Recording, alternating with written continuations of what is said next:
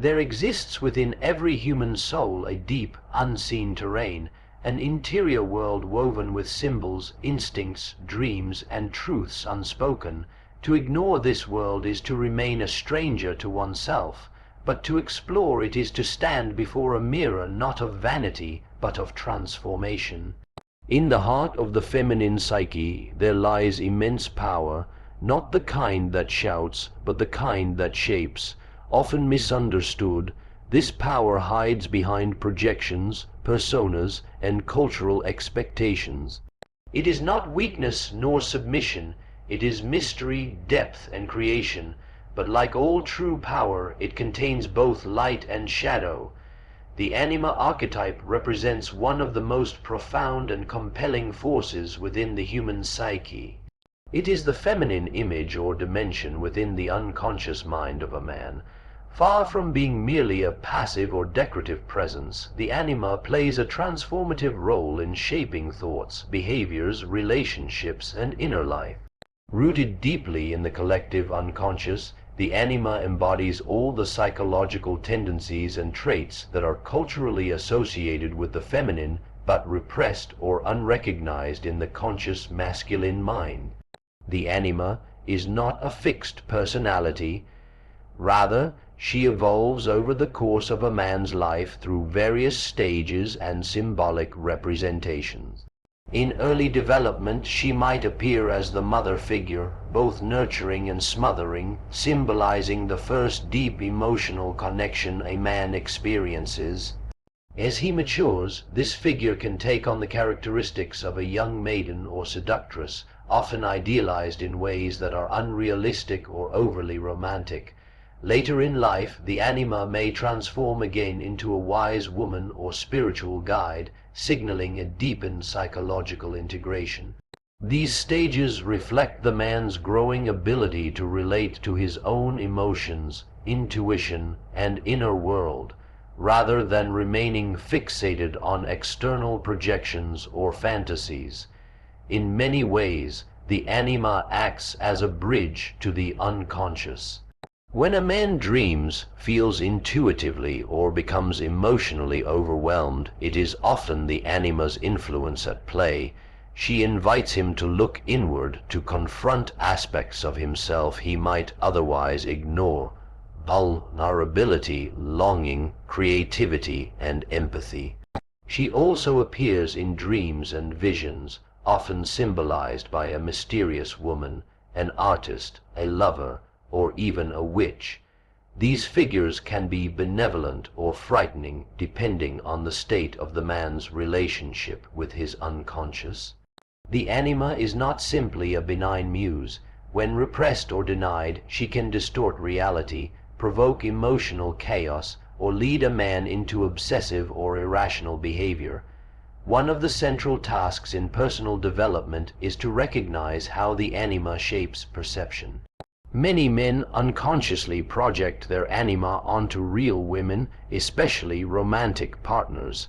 This projection can cause confusion and disappointment when the woman fails to live up to the idealized image the man has created. She is not the muse, the savior, or the seductress he imagines. She is herself an independent being. The emotional fallout from this projection is often what initiates deeper psychological work. When the illusion collapses, a man is forced to confront the inner source of these expectations. It is in this confrontation that real growth can occur. Working with the anima archetype is not about rejecting the feminine or trying to control it. It is about understanding its place within the internal landscape. The anima holds the key to emotional maturity. She invites openness, receptivity, and sensitivity, qualities often underdeveloped in men due to social conditioning. By facing her honestly, a man becomes capable of richer emotional experiences, deeper relationships, and a more nuanced understanding of himself. He begins to balance the hard lines of ego and logic with the fluidity of feeling and imagination.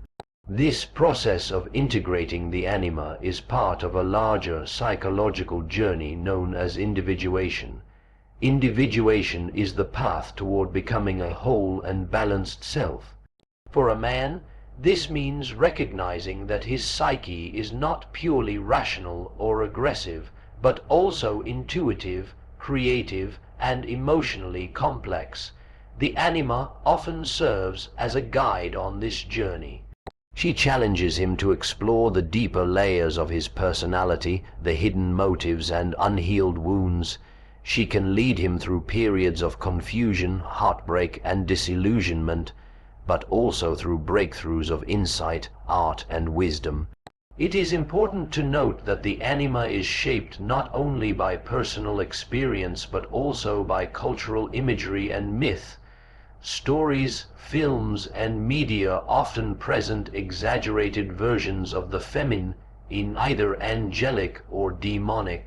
These images feed into the unconscious and influence how the anima is formed. A man might unconsciously internalize the archetype of the damsel in distress, the femme fatale, or the nurturing mother, and then unknowingly seek these qualities in the women around him. These projections create tension and misunderstanding in relationships because no person can live up to a myth. By withdrawing these projections, a man begins to see others more clearly, free of the distortions of his unconscious expectations. When the anima is integrated rather than projected, she becomes an inner companion rather than an external obsession. She appears less in the form of emotional volatility and more as a voice of insight, a sense of inner peace, or a surge of creative energy. This is the moment when the psyche begins to harmonize. The inner feminine no longer opposes the masculine ego, but enriches it. The man becomes more fully human, not divided, but complete. Ultimately, the anima archetype reveals that the path to inner harmony requires courage, honesty, and humility.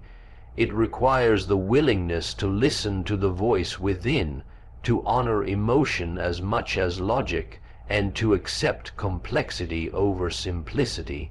The anima does not offer comfort without challenge. She is a mirror to the soul, reflecting both beauty and shadow.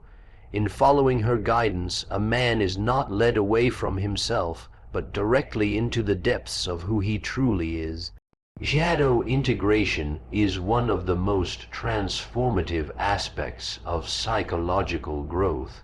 It refers to the process of acknowledging, confronting, and embracing the unconscious aspects of the self, particularly those qualities or traits that have been repressed or denied.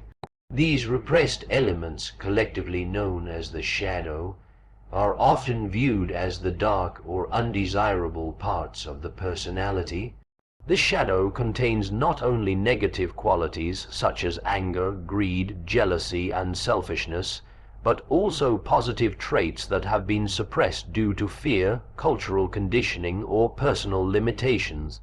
The act of integrating the shadow is a journey towards self-awareness, authenticity, and emotional wholeness. At the heart of the shadow concept is the idea that the psyche is not a singular, unified whole, but rather a collection of different aspects that often conflict with each other. The conscious mind, the part of us that is aware of our thoughts, behaviors, and feelings, tends to identify with certain traits that society values, such as kindness, discipline, or rationality. But just as there is light, there is also darkness. The parts of ourselves that do not fit into the acceptable or desirable narrative are relegated to the unconscious, the shadow, side of our personality. This includes qualities that we judge as unacceptable, behaviors that deviate from societal norms, or emotions that feel too threatening to express, like fear, shame, or rage. The shadow is not inherently evil or harmful.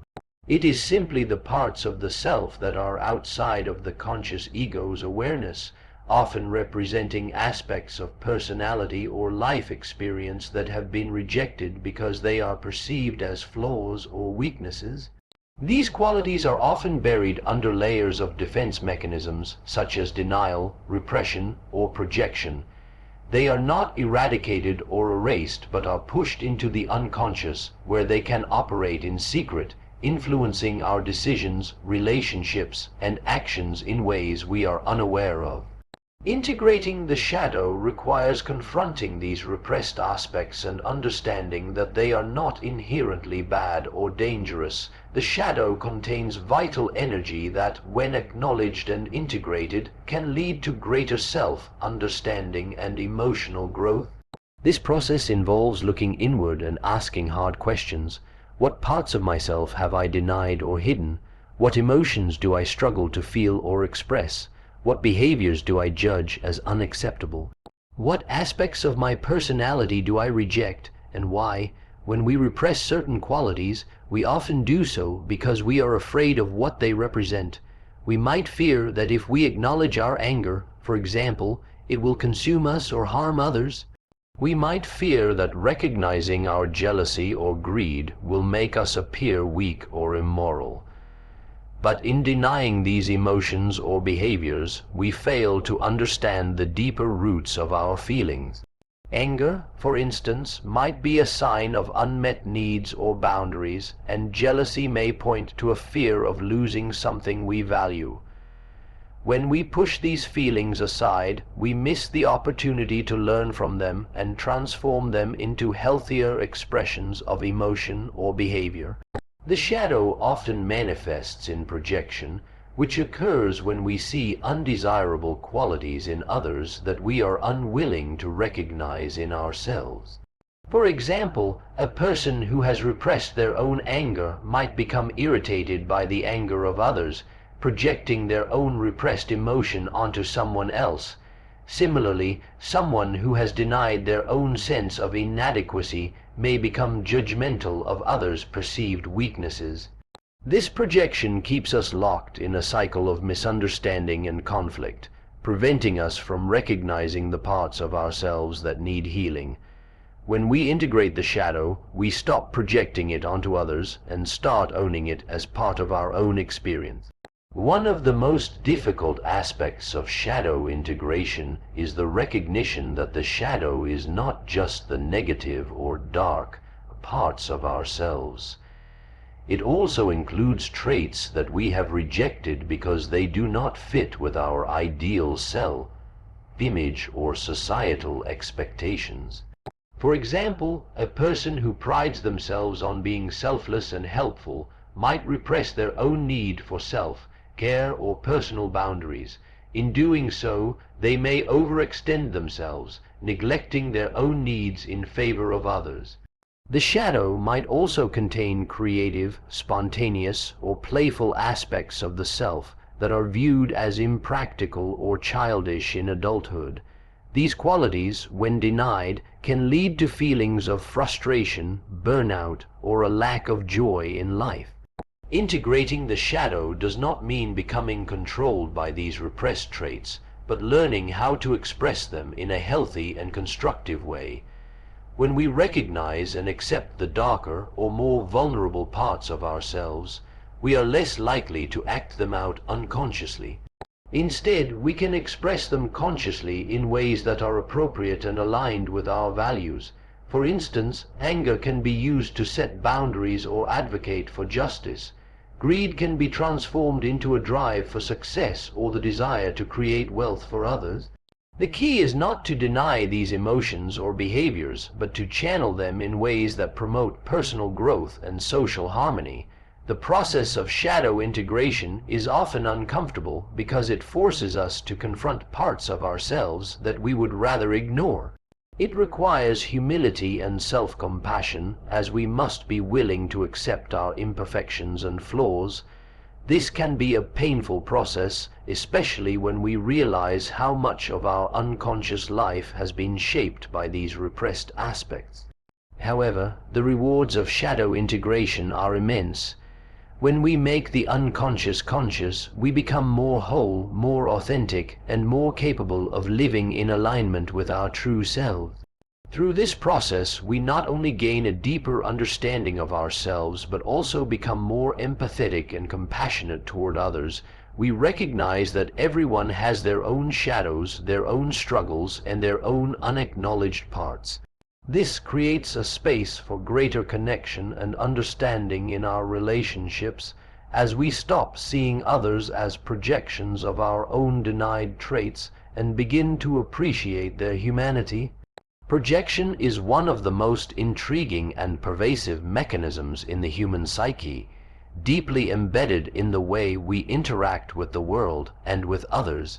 It is a psychological phenomenon in which individuals attribute their own thoughts, feelings, or behaviors to others, especially when these aspects of themselves are uncomfortable, threatening, or difficult to accept. In essence, projection allows individuals to disown parts of themselves that they deem unacceptable, only to see these traits reflected back in the people around them.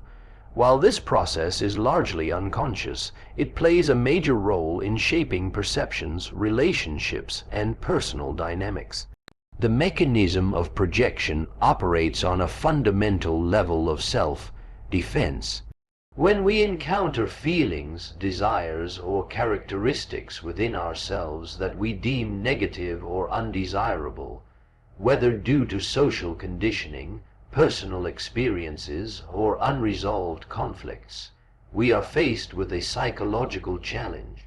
Rather than accept these aspects and integrate them into our self-concept, the mind unconsciously seeks a way to distance itself from these uncomfortable emotions or traits. The solution, it seems, is to project them onto another person, making it appear as though those feelings or behaviors originate outside of ourselves. This serves to maintain a sense of psychological balance as the individual avoids direct confrontation with their internal conflicts. However, it can distort reality and lead to misunderstandings, frustrations, and even conflict. At its core, projection serves as a protective mechanism. It allows individuals to externalize parts of their inner world that they find intolerable, and by doing so, it provides temporary relief from internal tension. For example, a person who harbors feelings of jealousy or insecurity may project these feelings onto others, perceiving that others are jealous or insecure instead. A person who feels guilty about a particular behavior might accuse others of engaging in the same behavior, thus deflecting attention from their own actions. This process keeps uncomfortable truths hidden from the conscious mind, allowing the individual to avoid the distress of confronting their own flaws or vulnerabilities. One of the most common forms of projection occurs in interpersonal relationships, especially in close relationships such as family, friendships, and romantic partnerships. In these contexts, projection can cause significant tension and misunderstandings. For instance, a partner in a relationship who struggles with feelings of inadequacy might project these feelings onto their significant other, accusing them of being judgmental or critical when, in reality, it is the individual projecting the judgment onto themselves. Alternatively, a person who harbors anger or frustration might project these emotions onto a friend, interpreting every action as a slight or an offense, even when no offense has occurred. Projection, in this sense, can create a distorted lens through which we view the behaviors and intentions of others, often leading to unnecessary conflict. Projection also manifests in more subtle ways, often leading to generalized assumptions about entire groups of people. This can be seen in the context of prejudice and stereotyping. When an individual feels threatened by certain characteristics or behaviors that they perceive as other, or different from their own, they may project their own negative qualities onto that group. For example, a person who feels powerless in their own life might project feelings of aggression or dominance onto others, perceiving that others are plotting against them or trying to undermine them. In this way, projection can perpetuate cycles of discrimination and social division, as individuals or groups become scapegoats for the unresolved fears and conflicts within the individual's psyche. The projection mechanism is not inherently harmful or pathological. In many cases, it operates as a necessary defense mechanism, allowing individuals to navigate a world that might otherwise overwhelm them emotionally. However, when projection becomes habitual or unchecked, it can create a distorted world view, one in which external relationships and social dynamics are seen through the lens of unresolved personal issues. This can lead to recurring patterns of blame, judgment, and miscommunication, all of which undermine emotional growth and interpersonal harmony. A critical step in overcoming the negative consequences of projection is developing self-awareness. The more we become conscious of the ways in which we project our own thoughts, feelings, and insecurities onto others, the more we can begin to take responsibility for our own internal world. It is through self-reflection and honest introspection that we can begin to see the unconscious patterns of projection that shape our relationships and perceptions of others.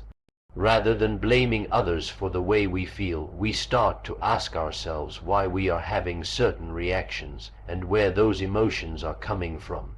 This shift in perspective allows us to reclaim responsibility for our own thoughts and behaviors, ultimately leading to healthier and more authentic interactions with others. One of the most transformative aspects of projection is its potential for growth and self-discovery. As difficult as it may be to acknowledge, the traits or behaviors we project onto others often contain valuable clues about our own psyche. By examining these projections with curiosity and compassion, we can begin to uncover aspects of ourselves that have been hidden or suppressed. For instance, if we consistently project feelings of insecurity onto others, it may be an indication that we have unresolved self-esteem issues that need attention.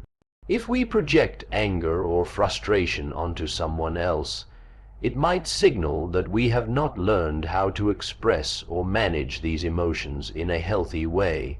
In this sense, projection becomes a mirror that reflects our own unconscious thoughts and feelings, providing us with the opportunity to heal and grow.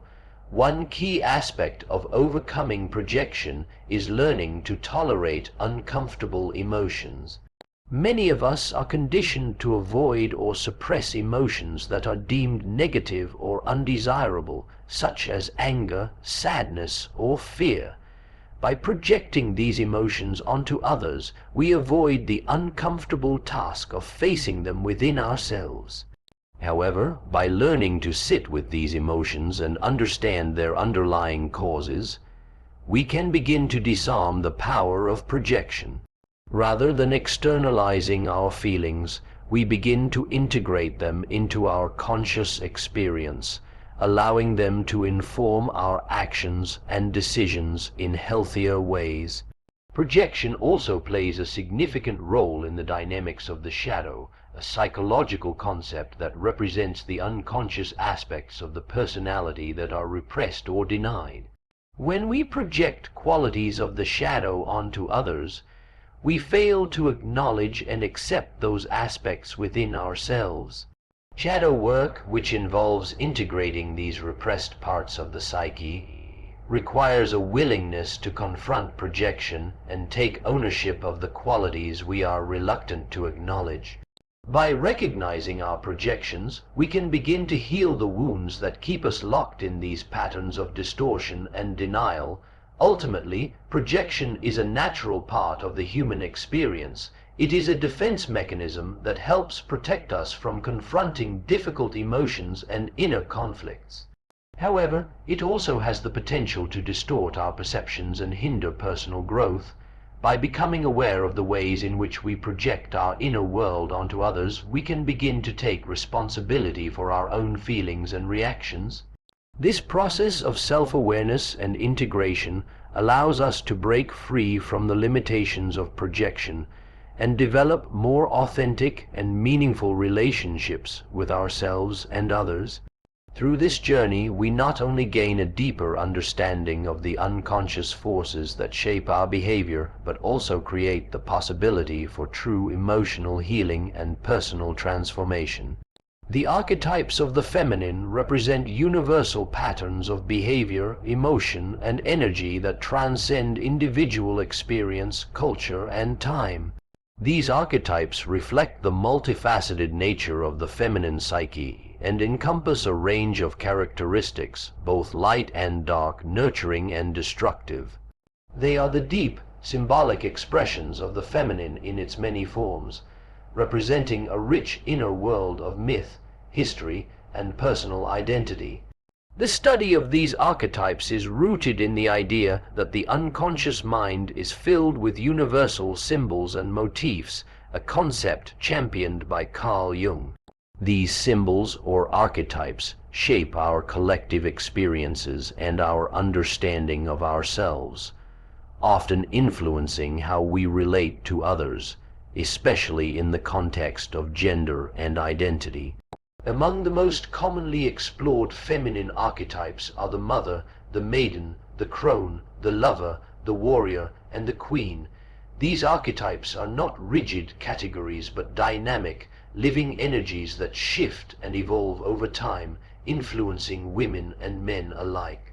The mother, for example, embodies nurturing, protection, and unconditional love, but she can also represent smothering, overprotection, or dependency. The maiden may symbolize innocence, purity, and new beginnings, yet she can also be naive or disconnected from her own power. The crone is the wise elder who embodies experience, intuition, and transformation, but she can also represent death, decay, and the shadow side of wisdom. The archetype of the mother is perhaps the most fundamental, deeply rooted in both biological and psychological experience. In its positive form, the mother represents nurturing, compassion, and the capacity to give unconditionally. She is the symbol of fertility, creation, and sustenance, the one who provides care and support in the earliest stages of life. The mother archetype is often idealized as the source of warmth, comfort, and emotional security. However, when distorted, the mother archetype can also manifest as the overbearing, controlling figure whose love is conditional, possessive, or suffocating. This smothering aspect of the mother can lead to dependency and hinder personal growth, as it prevents the individual from developing a sense of autonomy and self-reliance. The mother archetype then represents both the life-giving and life-restricting aspects of feminine energy, embodying the tension between love and control, care and confinement. The maiden archetype embodies youth, innocence, and untested potential. She is often depicted as the virgin or the untouched, full of promise and possibility. The maiden is connected to the beginnings of a woman's journey, representing purity, freedom, and the joy of self-discovery.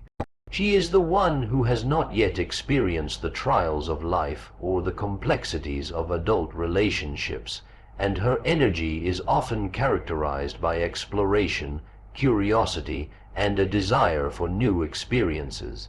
However, the shadow side of the maiden can be found in her naivety, which can leave her vulnerable to exploitation, manipulation, or disillusionment. The maiden archetype can also represent a lack of self-awareness, a disconnection from one's true power or desires. In this way, the maiden is not merely a passive symbol, but a dynamic force of growth and transition, one that opens the door to the deeper layers of the self. The crone archetype is the embodiment of wisdom, experience, and the cycles of life. She represents the transformative power of aging, the deep understanding that comes from having lived through pain, loss, and triumph. The crone is often associated with the later stages of a woman's life, when she has gained a broader perspective on the world and herself.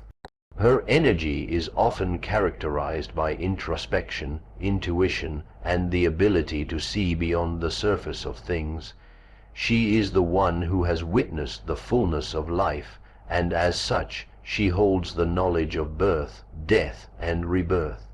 However, the crone can also represent the darker aspects of aging, such as fear of irrelevance, bitterness, or the rejection of one's own mortality. In some ways, the crone archetype challenges society's tendency to devalue you older women, offering a model of strength and wisdom that is not dependent on physical beauty or youth. The crone is a symbol of transformation, showing that wisdom and power can grow with age, and that there is strength in embracing the fullness of life's experiences. The lover archetype represents passion, sensuality, and emotional connection. This archetype is often associated with the desire for deep intimacy and the celebration of physical and emotional pleasure. The lover is open, receptive, and connected to the rhythms of the body and the heart, embodying the power of love to heal, transform, and unite. She is the one who can experience life in its fullest emotional spectrum, from the joy of ecstasy to the pain of heartbreak. The lover archetype is not limited to romantic relationships, but extends to the full spectrum of human connections, including friendships, artistic endeavors, and the love of life itself. However, when the lover archetype is unbalanced, it can become obsessive or dependent, seeking validation and fulfillment from external sources. The shadow side of the lover can manifest as the lover of illusions, one who seeks fulfillment through unattainable or fleeting desires, never finding true satisfaction. The lover archetype challenges us to embrace our passions while remaining grounded in self, worth, and emotional stability. The warrior archetype is perhaps one of the more powerful and assertive feminine energies. While traditionally associated with masculinity, the warrior also exists within the feminine psyche. The warrior is the protector, the fighter, the one who stands up for what is right and defends the vulnerable.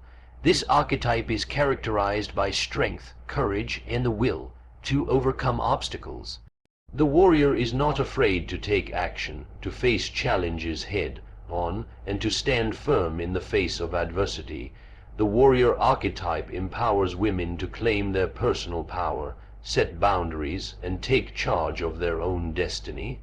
However, the shadow side of the warrior can manifest as aggression, ruthlessness, or an inability to express vulnerability.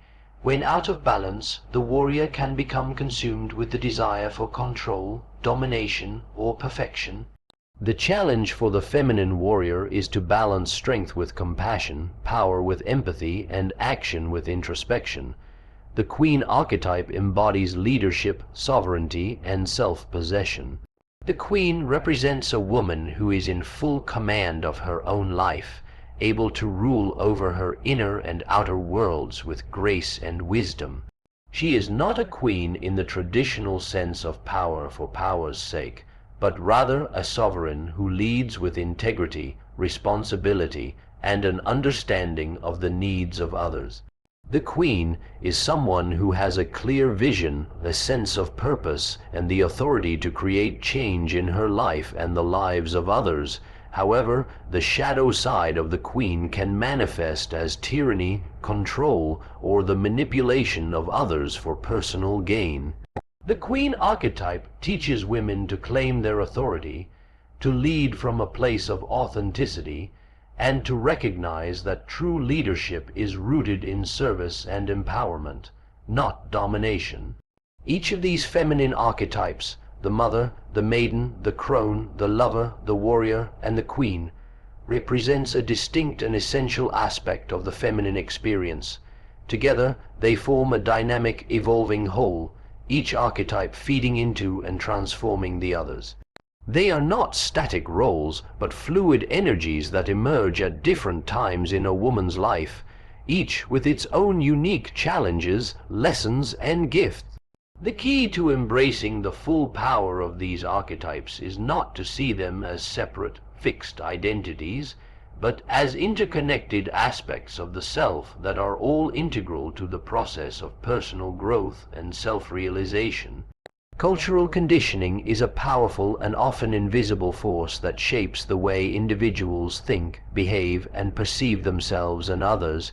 It refers to the process by which people are influenced by the norms, values, beliefs, and practices of the society or culture in which they are raised.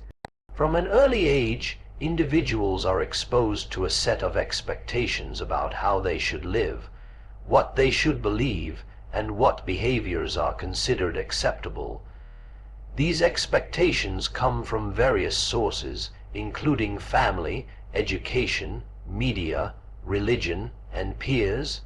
The internalization of these cultural norms leads to the formation of identity, social roles, and behaviors that align with the larger cultural framework. However, this conditioning can also limit personal growth and self-expression, as individuals may unknowingly conform to societal expectations that do not resonate with their authentic selves. The process of cultural conditioning begins at birth and continues throughout an individual's life. In infancy, the family unit plays a critical role in the early stages of socialization, teaching children the values and behaviors deemed appropriate in their particular culture. Parents, caregivers, and relatives are often the first to introduce children to gender roles, social hierarchies, and moral codes. For example, in many cultures, boys may be encouraged to express strength and independence, while girls are taught to be nurturing and compliant. These early lessons form the foundation of one's identity, shaping how children understand their place in the world and their relationships with others. As children grow older, they encounter broader social influences, such as schools, media, and peer groups, which further reinforce these cultural norms. In schools, children are not only taught academic subjects, but also socialized into the dominant cultural worldview. The curriculum often reflects the values and priorities of the society, whether it is individualism, competition, material success, or communal cooperation. Beyond the formal curriculum, the structure of schools, such as the hierarchy between teachers and students, or the competitive nature of grading systems, reinforces cultural messages about authority, success, and personal worth. In many societies, education is designed to produce individuals who conform to established social structures and roles, preparing them to fit into a larger system that prioritizes certain values over others. Through education, individuals are subtly taught what is considered normal and what is deviant, shaping their sense of self, worth, and social belonging. The media, too, plays a significant role in cultural conditioning. Television, film, advertising, social media, and other forms of mass communication are powerful vehicles for transmitting cultural norms and values. The images and messages portrayed in the media often reflect idealized versions of beauty, success, and happiness, creating unrealistic standards that many individuals strive to attain. For example, media representations of gender roles frequently portray women as passive, nurturing figures or objects of desire, while men are depicted as strong, dominant, and competitive. These portrayals reinforce stereotypes and perpetuate a narrow understanding of what it means to be masculine or feminine. Additionally, the media often promotes consumerism, materialism, and the pursuit of external validation, further shaping individuals' desires and behaviors according to societal expectations. Religion is another significant force in cultural conditioning. Across various cultures, religious institutions provide frameworks for understanding the world. guiding moral and ethical behavior, and shaping individual and collective identity. Religious teachings often dictate how individuals should behave in their personal lives, in their relationships with others, and in their interactions with the divine. For example, many religions have prescribed roles for men and women, with women often positioned as caregivers and men as providers or protectors. These roles are reinforced through religious texts, rituals, and community practices, influencing how individuals perceive their gender identity and their place in the social order. While religion can provide a sense of purpose and community, it can also serve as a mechanism of control, limiting individuals' autonomy and reinforcing cultural norms that may not align with their personal values or experiences. Peer groups and social networks are also powerful agents of cultural conditioning. From childhood to adulthood, individuals are influenced by their social circles as they seek approval and acceptance from those around them.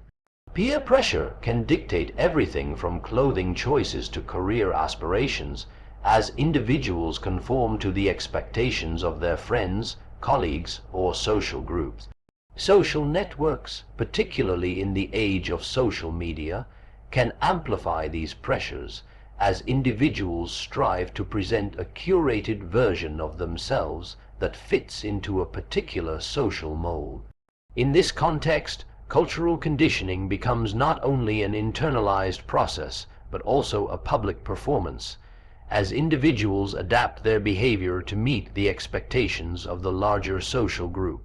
The desire for social approval and fear of rejection can lead to conformity, where individuals suppress their authentic selves in favor of fitting into a predefined cultural identity.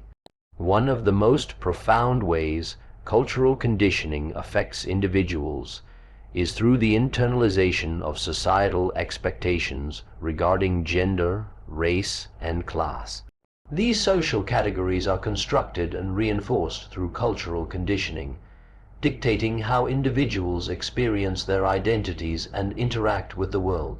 Gender, for example, is often culturally conditioned through the reinforcement of traditional roles that define what it means to be masculine or feminine.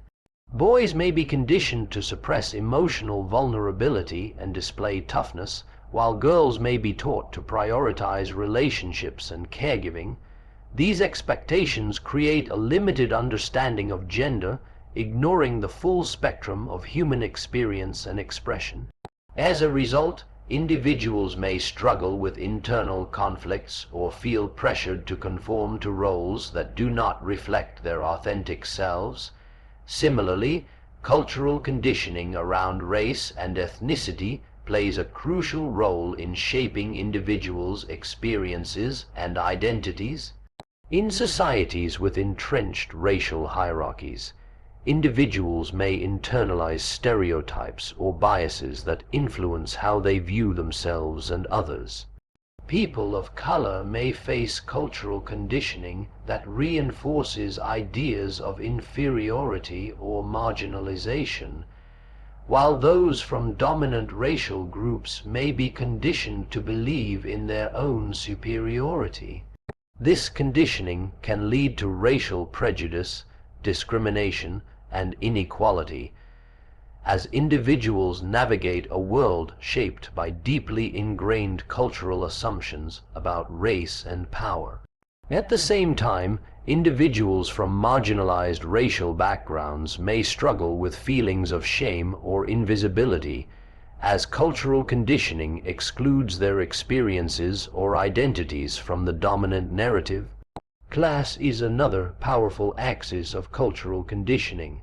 In societies where economic and social mobility is limited, individuals from lower socioeconomic backgrounds may be conditioned to accept their status as fixed, while those from wealthier backgrounds may internalize values of success, achievement, and entitlement.